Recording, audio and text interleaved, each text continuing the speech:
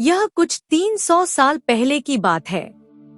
कर्नाटक के सुदूर दक्षिण क्षेत्र में अपनी बूढ़ी माँ के साथ एक योगी रहते थे। उनकी माँ काशी जाना चाहती थी ताकि वह विश्वनाथ जाकर शिव की गोद में प्राण त्याग सके।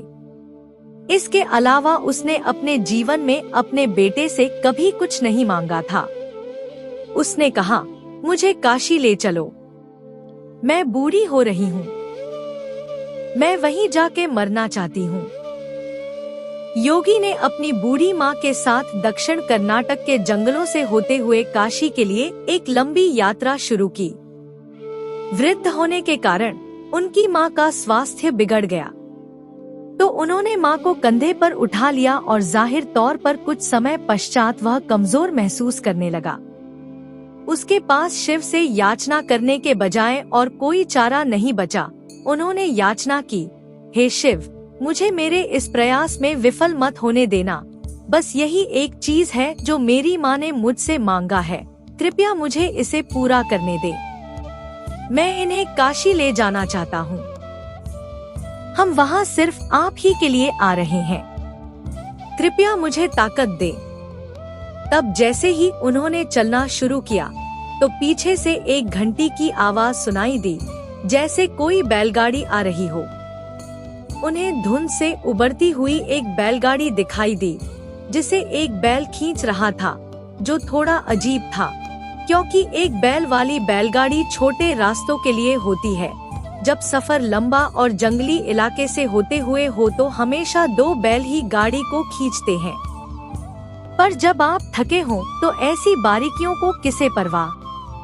गाड़ी नजदीक आई, पर वे चालक को नहीं देख पाए क्योंकि चालक लबादे में था और बाहर धुंध भी थी। मेरी माँ बीमार है, क्या हम आपकी खाली गाड़ी में यात्रा कर सकते हैं? उन्होंने कहा। अंदर बैठे व्यक्ति ने सिर हिला के हाँ कहा। वे दोनों गाड़ी में बैठ गए और बैलगाड़ी आगे चलने लगी। कुछ समय बाद योगी का ध्यान इस ओर गया कि जंगली रास्ता होने के बावजूद भी बैलगाड़ी बहुत आसानी से आगे बढ़ रही थी। तब उन्होंने नीचे देखा और पाया कि पहिए घूम नहीं रहे हैं। वे रुके हुए थे, पर गाड़ी आगे बढ़ रही थी। तब उन्होंने बैल की तरफ देखा और पाया कि बैल बैठा हुआ था, पर बैलगाड़ी चल रही थी। तब उन्होंने चालक की ओर देखा और पाया कि वहाँ सिर्फ लबादा ही था। उसने अपनी माँ की ओर देखा। माँ ने कहा, अरे पागल, हम पहुँच गए, अब कहीं और जाने की जरूरत नहीं है, यही वो जगह है, अब मुझे जाने दो। इतना कह के माँ ने शरीर छोड़ दिया। बैलगाड़ी और चालक सब विलीन हो गए। योगी अपने गांव लौट आया।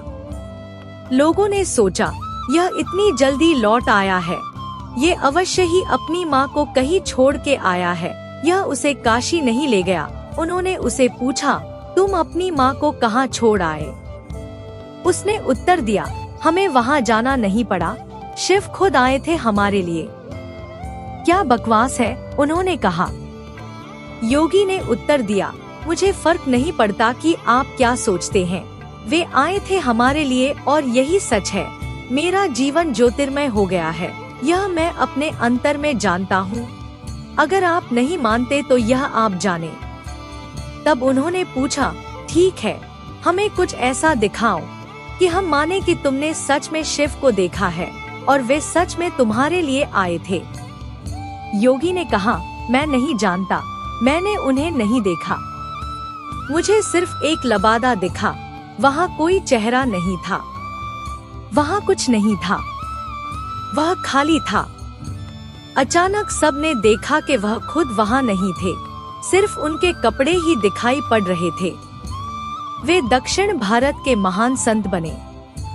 जहाँ भी वह जाते लोग उन्हें बिना चेहरे वाले योगी के रूप में लोग जानते थे।